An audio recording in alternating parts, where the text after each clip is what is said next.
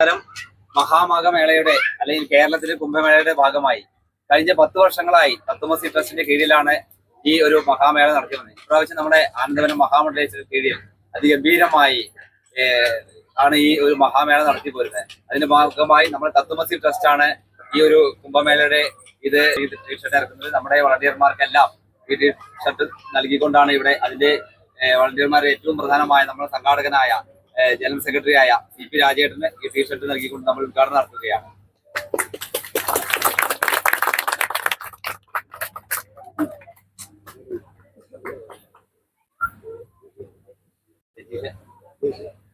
ചേട്ടാ